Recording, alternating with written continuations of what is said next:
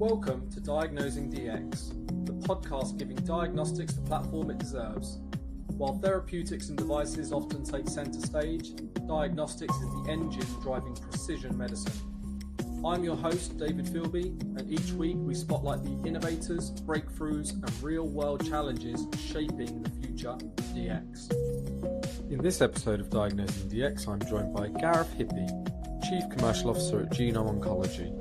We dive into how software is transforming precision medicine, from turning complex genomic data into real-time clinical decisions to solving one of the biggest challenges in oncology, getting the right patients onto the right clinical trials fast enough to make a difference. We also explore the impact of AI on scaling these platforms and why the future of healthcare will be built on whole genome data. If you want to understand where diagnostics, AI and patient care are heading, this is the one to listen to. Welcome to the show, Gareth. Great to have you on. How are you? I'm doing great. Thanks, David. Appreciate it. Fantastic. Where in the world are you? I'm physically located in Lawrence, Kansas. Our company is located in Cleveland, but yeah. Right. Smack bang in the middle of the country. Yep. Good for you. Right outside of Kansas City. There you go. Well, thank you for coming on. I'm excited to get into things today because I think where you guys sit in the workflows of precision medicine and clinical trial recruitment is absolutely fascinating. And I think the software side is obviously big push in precision medicine, especially at the moment. So I'm excited to get into it. Before we do that, I think it's always important to do some introductions. So it'd be great to hear about yourself, who you are, what you're doing, and what you've been doing in your career. I'm sure. So I'm currently the Chief Commercial Officer at GenomOncology. I've been here for about 2.5 years. I've really been in the clinical genomic reporting space, largely since 2018. Had a 6-year stint at Oracle, and then a couple of also on the healthcare and genomic side when they had products that served those areas in the early days. And then prior to that, companies like Ariadne Genomics, Informax, others, all in software for the most part of my entire career, and all in molecular biology, bioinformatics, clinical genomics type focus. And how long have you been with GenomOncology now? About 2.5 years. Yeah. Since kind of fall of 23. Oh, there we go. Clinical genomics. Give us a bit of an insight into. Let's take things high level before we get into your role and what you guys are doing. But what is clinical genomics? So, really, there are two core areas of clinical genomics, or where genomic testing is used clinically. You have somatic, which is cancer. Sequencing a tumor or sequencing DNA or other fragments in the blood to determine cancer. And then you have germline, which are the genes that you're born with, right? So the there are a number of heritable diseases that you can, unfortunately get from your parents, and those are germline. And so that's the other type of testing. And so you can often test both, sometimes both at the same time, depending on the disorder. To take that a step deeper, on the germline side, rare disease is a big use case. There are companies that really focus on that, and sequence a whole genome of a new baby to determine, what is their problem, because they can't speak. And then on the somatic side, often, again, sequencing the tumor and or the blood, looking at various, things from common lung and breast cancers, unfortunately, to other, rare types of cancers across the board. And the end result and the end goal is to optimize a clinical diagnosis and treatment that's tied, not only to the genomics of the cancer or of the individual, but also, optimized based on other kind of clinical, what we would call phenotypes or physical characteristics of the patient, and coupled with their whole medical background, so and treatment history. And you mentioned you've been in the software side in genomics for a long time, right? How's the software industry progressed and developed, and its input into um well, I always refer back to diagnostics, but even sort of precision medicine and so forth. How has software developed and progressed over the last 20 years in this space? Yeah, I mean it's kind of developed and progressed in the genomic side in lockstep with advances in genomics, for sure. But as we look at Moore's law and processing, doubling every 18 months or so over the last 20-25 years, and then now just a massive acceleration, like way over, not even an order of magnitude, but like multiple orders of magnitude acceleration in software development due to AI. We've seen just some huge leaps in various areas. So I mean, in my early days, we would do what was called Sanger sequencing. You might sequence 1,000 base pairs and try to assemble it to get, to determine what mutations existed in one individual gene. And that workflow could take quite a while. And you'd have some, which we'd view today as very simple software to do that analyses. Back then, it was fairly complex. And then fast forward 20 plus years, and now you're looking at whole genomes and billions of base pairs of data, also all analyzed and, fundamentally, can reasonably be analyzed in under a day, with the right setup. It's just amazing leaps forward. So definitely 1,000x leap, if not more than that, in both the software side and the really the sequencing side, over the last 25 years since I've been a part of this. Yeah, interesting. Do you know, working in the space, the more conversations I have, I've said this a few times on the show before. One of the industries that I think AI could have the most profound impact is that of precision medicine, taking Mhm. average advice and prescription of the past and converting it into precise care and therapies. Yeah. AI's Yeah. biggest impact, maybe not necessarily from a revenue or capital perspective, but certainly for the standard of care for patients' lives. I do stand by that statement. So it's fascinating that you're saying you're seeing the same thing, the leaps that we're now seeing and how long it's taking. We're right in the thick of it, aren't we? Oh, absolutely. I mean, well, an AI in healthcare, which is a broader scope than this discussion, but it's worthy, very, very worthy of a touch point. Fundamentally, the question that the doctor can ask or the question that the patient can ask now of AI is, here's all the drugs that I'm taking. Here's all the procedures that have happened. Here's what I've been diagnosed with. Talking into your phone or Chat GPT Health or even just Chat GPT, and it's, what is the next best step for me? What should I do next? Right? This is the outcome that I'm looking for. What do I need to do to achieve this, or how do I optimize this as a probable outcome for me? And and it's just utterly amazing. I mean, just the advances in the last 12 months and the last 6 months, and those are continuing to truncate in terms of cycle times of advances. Because AI is rewriting its own code, and it's just amazing how fast that's developed. We started thinking about this internally, about, hey, we could do all these things and we could do this and we could figure out the next best step for the patient pretty readily, and then all of a sudden it's there, and we didn't have to do any of it. It's amazing. So yeah, AI is certainly, I think, revolutionizing healthcare on multiple fronts.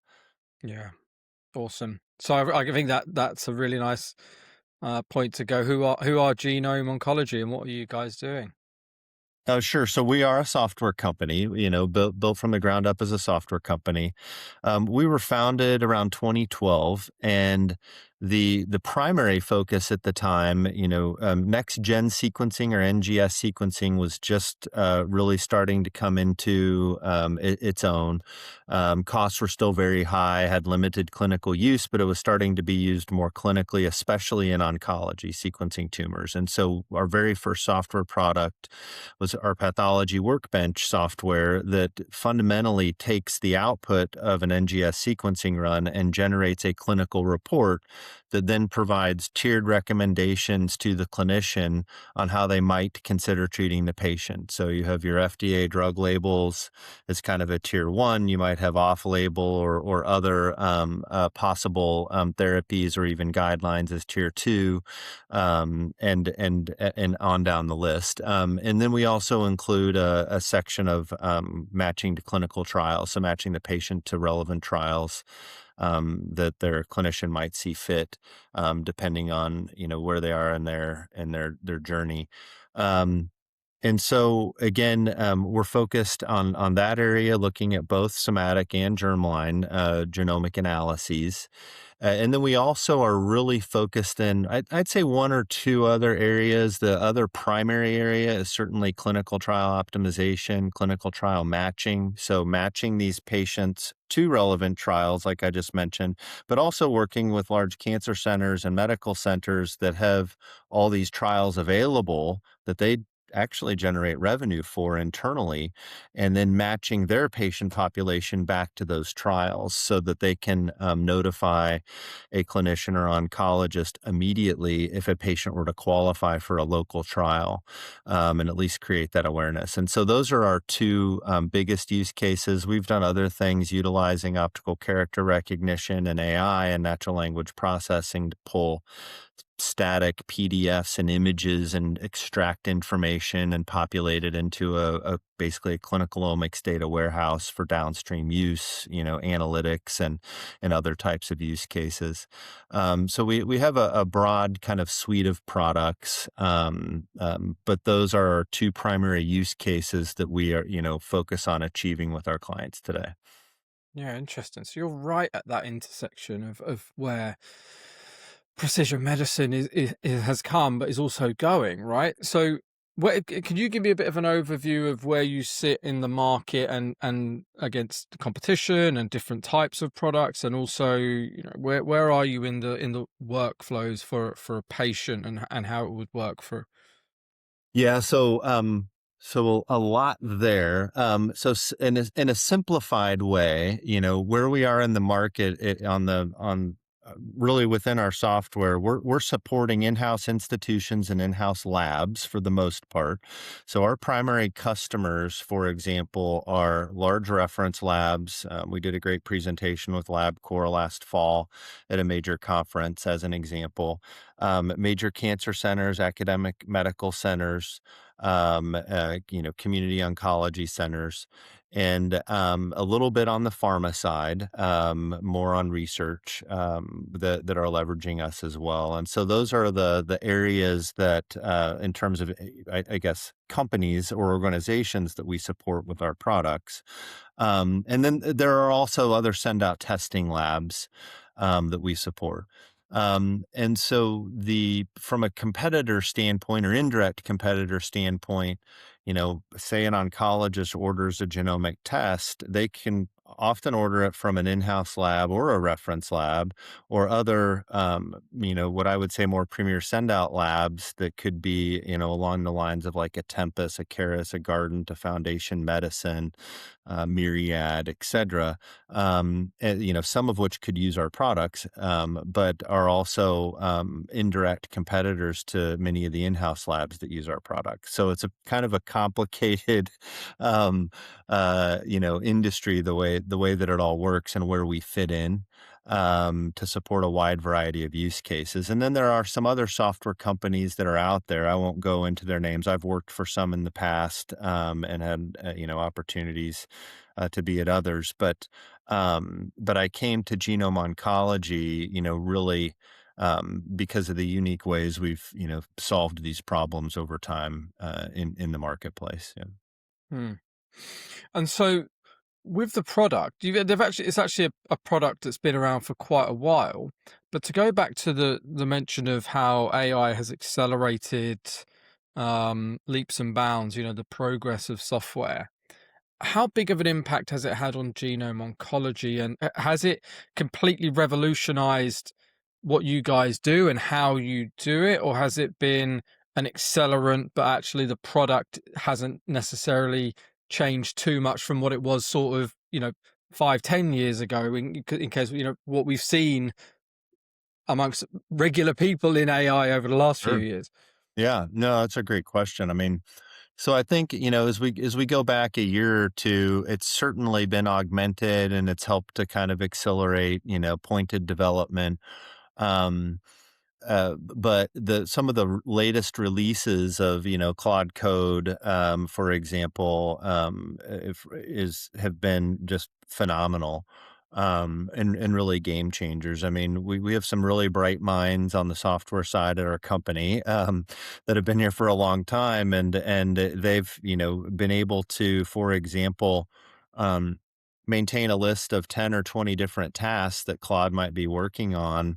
Get the answers on each task an hour, 2, 5, 8 hours later, and rotate through and ask Claude to then, do more, do more, do more until they get to that end product. And in that way, something like Claude Code has been a force multiplier where one talented person could have the output of 5 to 20 people, or what might have taken 5 to 20 people, say 2 or 3 years ago, to do in the same amount of time, and maybe even taken 20 people to do 6 months ago. I mean, it's accelerating so quickly. Crazy. And some of the, and another example, just doing a few different proof of concept apps where, have our companies kind of given AI direction to build certain things. And the individuals in our company have built these amazing apps in, less than a week or two, again, that would have taken months or years previously with a much larger team. So I view it as, I think we're right on that cusp of some of this massive acceleration, in terms of changing, what we're fundamentally deploying to our customers, adding a lot more value, a lot more features, a lot more things, some of which will be, or have already been deployed, but more of which will be deployed as soon as this year, to achieve a wider variety of use cases, for our customers. So it's really been kind of amazing, and I think we're just still at the cusp of it, to be honest. Yeah. The force multiplier of AI and Claude Code, has that had an impact on the necessity around headcount and talent, that you, as a company, you've been able to Sure. stay leaner for longer and actually produce results that actually the headcount itself is, yeah, I guess, what's the impact it's had from that perspective? Yeah, I mean, well, it's interesting. So I'll take that at a high level right now. When you look at the market and you look what's happened to Salesforce, or even like HubSpot, the Yeah, CRM that we use, and you look at, other software companies that have just gotten smashed in the market because they yeah, feel that, well, with AI, anybody can build this overnight. And while some of that might be true, you're never, you don't build the relationships overnight. You don't build the customer base overnight. And so I personally think some of those examples have been way oversold, in the actual marketplace. But the interesting thing is that it's, it's really not impacted our head count in a negative way at all. We're a yeah, small company, yeah. and so we fundamentally have really made a conscious decision. If there's been shifting in priorities, we haven't laid anybody off, but we might not rehire a new Right. position that quickly if somebody were to leave, for example. So that's actually really positive to hear, because it's more so about what can be achieved with a certain population of people, but also when you're planning for the future, it allows you to just plan, a much leaner sort of, highly profitable team, and that's how things should be. Hopefully that is the impact of AI. Absolutely. Yeah. And that is the Yeah. impact that we're benefiting from as a smaller organization. Yeah. We're benefiting in the other way where it's allowing us to have greatly accelerated growth, because we're small and nimble at this point. It couldn't really be a better place to be. Yeah. As someone who recently installed Claude Cowork, I have been blown away in a very short amount of time. I'm talking of hours of what I can get it to do and the potential I can already see in my life and how much time it can free up. But anyway, that's my tangent.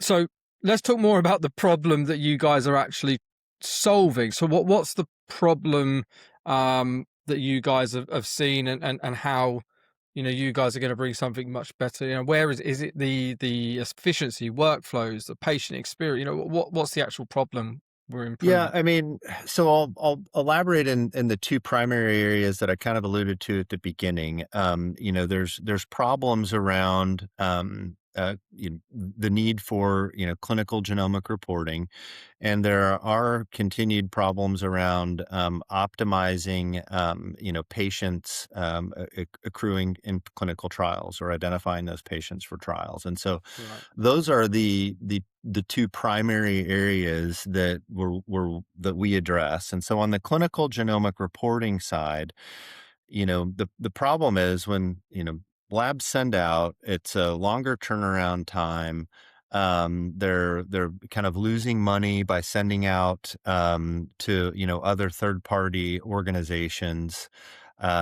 We allow them to bring their own clinical genomic reporting in-house.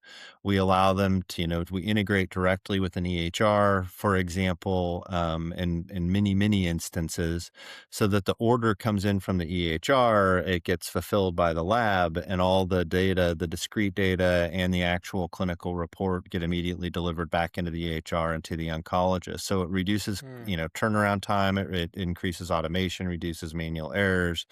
You have molecular pathologists in the lab that, without software like ours, could spend hours per patient generating a report. With software like ours, depending on the test, that goes down to, minutes to an hour at most in most cases, generating a report. And these are not inexpensive MDs quite often that are doing this work. Right. And so on a per test basis, per report basis, if you can get the answer back to the doctor days faster than you would otherwise, and you can have a better report and at a lower cost, we're solving that problem for them. And then the same on the trial matching side, but a little different, where it's very complex to, especially in oncology, to accurately match patients to trials. And then it's even more complex and higher risk to do it in a timely fashion before that patient gets on, say, chemotherapy. Maybe you have a stage 3 patient that's failed top line therapies. They're kind of grasping at straws of what to do next. It's really a good trial where they could get in a right type of a drug that treats some of the clinical genotypes or genetic variants that they have for that cancer, could be life changing. And so there's a benefit to the patient and really a clinical obligation to the patient to make sure that they're matched to these trials correctly. And there's an obligation to the oncologist to address that correctly, as well as the institution. And so we combine that and help to optimize that so that we can do matching and analyses in real time across an entire patient's medical record and previous testing history, so that they're matched immediately, and clinicians can be identified immediately where applicable. There's a quick review process in the middle there that happens by a trial study manager, but it really has been a huge kind of win and benefit. And that's been a big problem, but it's an area that we're actively addressing really better than anyone else. So actually, it's a three-pronged solution that you guys are offering, in that there's immediate, more precise therapy and care offered to patients in terms of the report and the indication it gives to what would work. The pressure it's taking off oncologists, which obviously the pressure in the healthcare system is a huge problem from end to end in workflow. So any improvements and efficiencies we can see in workflows, and as you say, MDs and physicians not wasting time or waiting, and ultimately that just trickles down into the patients. Um, and then the access to relevant clinical trials for patients who may or have already suffered from treatment and guidance that isn't fit for purpose and actually is just making things worse, or prolonging situations and conditions they don't want to be in. So it there's a lovely pocket there of solutions Right. that you guys are able to offer. And I would say the other big chunk of value back to the customer, and it's not something that you readily want to discuss per se, but there's a massive revenue source paid by CROs and pharmas to get these patients in these trials too. And the Right. sites are the benefit. The medical centers, the cancer centers benefit there too. Now, you only want to, of course, put a patient in a trial if they're going to benefit or have a probability of benefiting. But the fact then that it becomes a win at the institutional level to, accrue, and it's not an insubstantial, generally 5-figure plus sum per patient. It's a very substantial source. Yeah. And so we're adding value in that way too, to those institutions. But yeah, very fair. Yeah, all the way around. Awesome. And so where are you guys now in terms of the progress of the company, in terms of commercialized products and significant milestones that you've achieved? Yeah, so we've interesting as a kind of a broader landscape. We've done some revamp on our rebranding. Our website's way different than it was, last fall, and really refocused, into these core use cases that I've just described, both on our website as well. And so we're continuing to, identify high kind of ROI type areas that we can pursue in the market, that are natural expansions to our core footprint and our core areas. We've had, for example, the ability across what we've called our precision oncology platform or our clinical omics data warehouse to not just do trial matching, which is the core use case, but also to do analytics on patient populations where pharma might, have a request for a query to a community oncology group, for example. And now we enable that to be queried, easily and almost in real time, even putting in now potentially an AI layer. So you can ask just a natural question, dictated into the application, and it'll be interpreted as a more, scientifically precise type of question, if you will. It'll assume what you meant and give you the information, give you a dashboard, give you the relevant information that's in the data warehouse around that query, almost immediately. And so it's just changing the dynamic of utilizing AI in our software and in our products to make it easier for our customers to do the things that they want to do. And so that's a bit more into the future of, I'd say, where things are going, layering in things like a molecular tumor board application, which we've had for a long time, but now, making it even better, faster, more accessible, in context with all these other things. So it's an interesting time and space for sure. And then I'd say that the last thing that we're doing more of, because the value continues to rise and the cost has continued to go down, is, really, I would say, sophisticated integrations. So to me, being on the commercial side, I love a complex challenge and problem, especially if it's high value to an institution. And the more complex, the more crazy the workflow, the more data they want to feed in to generate a molecular report, even genomic data per se, the better. And so we have different workflows that we've been working on to address these type of unique use cases in the future as well, to just add more value to our customers. Yeah. Mm. So you see that there's a lot more opportunity and potentially revenue streams from what you guys have built, but extending it into different problems, different indications, and spreading across the healthcare system, but utilizing how you guys ultimately assess data and produce easy to digest reports and decisions from there. Absolutely. Yeah. And I think the landscape for that is, really the lab, the pathology lab. I will say we're not getting into like digital pathology yet or analysis of images and AI. There's dozens of companies that have tried, have moved into that type of an area. But I'll say, we're certainly broadening our landscape over time and taking a broader look at where we can easily add value at a low cost and either give that to our customers. That's a constant work in progress, right? We're doing that every week, every month for the most part, as we continue to evolve as a company. But yeah, but very fair statement. Yeah. And how is the company set up that makes you so confident in terms of its ability to succeed in the market? And so we've touched on AI a lot, and it feels like that's Mhm. going to continue to have a huge impact on the business. But what are the things that as a company you guys are doing to ensure you don't just thrive, but sorry, don't just survive but thrive? Yeah, no, that's a really good question. So, I mean, I what you just said around the use of AI, we're absolutely utilizing that continually, and is trying to stay on the bleeding edge of that. Our CTO and CSIO and others on down have really been just phenomenal at their work and what they're doing there.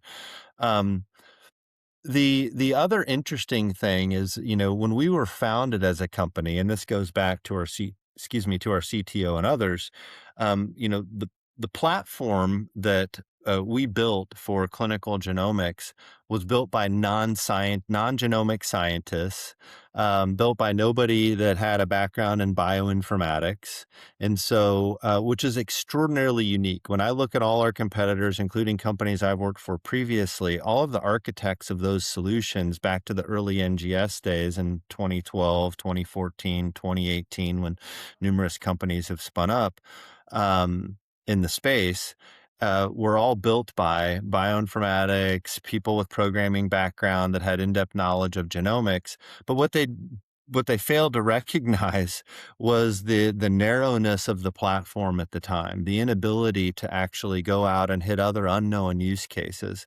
So our Mm, developers, not having that background, had to build a core platform that could accommodate for any unknown use case in the future. And so, within reason, right? And so that's how our platform was built. And fundamentally, at the core, what makes us different and better than everybody else in our space today, because we can accommodate virtually any use case, any new sequencing technology. There have been a number of Illumina's been the gold standard for a long time, but there are other companies out there like Element or Singular. PacBio's been around for quite a while and is great, for example. Ultima Genomics and others that are kind of branching out into genomic sequencing. In the future, there might be some other technology that comes out and says that they can do not just the $100 genome, but the $10 genome, right? We're built to mm. take in that data regardless of what it is, map, clean, normalize it so that it can be utilized with all data previously, and and allow a customer to hit the ground running. And so that's a core difference, and probably the number one reason I took the job that I took, because I recognized that when I was going through the interview process a few years ago. Yeah. And so what are the challenges in ultimately bringing the product to market and raising, awareness of the product and its and even not just the product, but more sort of objectively precision medicine, and getting that into workflows beyond what already exists? Sure. So I'd say it's been slow with punctuated leaps, and that's been the industry itself. I mean, I've prior to being here, and other organizations, I certainly saw that. where we are as genome oncology, we're in a very unique position. We basically operate off of cash flow. We're a really well managed, lean organization, very efficient, very customer driven, and that's enabled us an immense amount of flexibility. And just in terms of how we operate the business. Yeah, fantastic. And what about genomics objectively? And is there still hesitation or any stubbornness in the world of oncology for what genomics can provide in terms of the data and the decision making it can provide to oncologists? Yeah, that's really good. I'd say, and looking at genomics, it's certainly, can the clinical use has continued to grow at a clip of 12 to 20% year over year for probably the last decade, right? Okay. And is continuing to grow at that clip. So the rate of testing, germline or somatic, I've done a few analyses. Actually, ChatGPT was awesome about 6 months ago. Did an analysis of the market and all the public companies and all the volumes and all the testing and rates of growth, et cetera. Something we would have had to pay a consulting firm, 50 grand for. You can now do with ChatGPT pretty, reasonably easily, as long as you ask it the right questions. So it's been growing at that kind of a clip. So then with the, clinical use in oncology or clinical use period for genomic testing, while it's continued to increase significantly over time, it is still underutilized, unfortunately.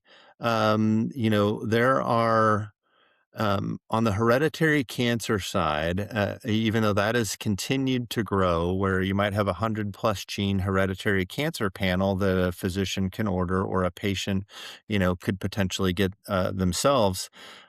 Only on the order of a quarter, of the patients that qualify, because they've either had a primary cancer or one of their siblings or offspring or parents. If they're in that circle, somebody qualifies for hereditary cancer testing, and Mm. only a quarter of that circle, over time has got tested, at least as of some of the last stats I've seen over the last couple of years. That's likely continuing to increase as awareness continues to increase, but it's been slow. And I'd say the clinical adoption of genomics in oncology is certainly well aware, for very well-known cancers and mutations that need to be tested for, like in lung and breast and other primary colon and other primary cancers. But we're, starting to see the benefits of what we call CGP or comprehensive genomic profiling, where instead of just doing a panel where you're looking at 10 or 20 or 50 genes around a primary cancer, you actually look at 500 or more genes that might cover all types of cancer histologies to a degree, which there's more than 20. And then you can get a more comprehensive picture of how maybe to best treat the patient, based on the additional use of additional biomarkers or of what we also call variants that are present in that patient sample. And so as that continues to increase, which it also does, um, it's become more and more aware, but it's still a challenge at different places. So creating awareness is a big thing there, across the industry. Yeah, Yeah, good, but still more to be done. absolutely. Um, Yeah. and so as we wrap this up, what sort of future plans should we look out for genome oncology? I think we've talked about how we're really, rapidly advancing and looking at some unique things. We've built a number of unique applications, even taking a look at patient engagement, more robust use of analytics, and other things, in addition to the primary, clinical trial optimization and clinical genomic reporting buckets. Um, we've recently started leveraging AI to do kind of auto-generated variant interpretations on the clinical genomic side, which has been largely a manual review process by PhD level scientists or even MD levels, and it's been quite expensive. AI is accelerating that and getting to the point where the hallucinations are not present that were present, 6 or 12 months ago. It's become much, much more accurate and refined and will continue to do so. And so, yeah, we're continuing to move in that space. And then as I look at the broader market, as we look at the broader market as a company, where is everything going in the genomic world? Where is everything going in the genomic testing world? And it's really shifting toward whole genome, right? I've seen this shift, especially in the last 12 months, as we know that costs are continuing to decrease in Mm. genomic analysis and genomic testing. And as the costs of whole genomes continue to decrease, the quality of those genomes increases or the coverage increases. It becomes more and more relevant to utilize a whole genome clinically. Again, and then you're looking at thousands of genes, not just dozens or hundreds. You're looking at thousands and you have the whole picture, and then you can draw from that. And there's a future where arguably a whole genome of every baby could be sequenced at birth and part of their medical record. They Yeah. come in with some symptom, you can refer and double check and update that genomic report, on every annual clinical, every annual physical. And then on the somatic side, on the cancer side, it's not just looking at the tumor potentially and looking at subsets of genes in that genome, but it's also looking at the blood. And there are new and upcoming areas that have been around for, the better part of half a decade and longer, what they've called kind of fragmentomics, or looking at pieces Mm. of DNA, RNA in the blood, and or, broader snippets of that to determine primary cancer, to determine if cancer is recurring somewhere, if it's somewhere else, how you might treat the patient for various, uh, cancer types or issues that they have, and measuring and monitoring that over time. And as the cost of sequencing continues to decrease, that's going to become more and more prevalent as well. And we're going to be there to support those use cases. Yeah. Good to hear. Lower costs, more adoption. That's everything we want to hear. Um, Gareth, thank you so much for coming on and sharing an insight into what you guys are doing, but also how it can impact the workflows in such positive ways. I'm always excited when I get to hear about the more precise future of care, um, just as people are excited about AI at the moment. That for me Right. is the sort of same hype, and you want to see that hype become reality. And I think it's great when we hear stories like this that give more proof of what's going on. So I really appreciate your insights. It was great to hear. Yeah. No, thank you so much for having me. I greatly appreciate it. Yeah, this has been great.